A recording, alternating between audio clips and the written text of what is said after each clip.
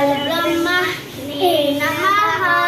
श्रीमद्भगवद्गीता अन्तः प्रथमोऽध्यायः। अर्जुन विषाकयोगः। उतराष्टावाच कर्मक्षेत्रे पुरुषेतरे समवेतात्सवः। मामकाः पाण्डवाः सदैव यमकूटवत् सञ्जय। सञ्जय उवाच गुष्टोऽपि पुण्डवानीकं शूद्रं गुरुर्धनस्तदा। आचार्यम् उपसंयम्य राजा वचनमब्रवीत्।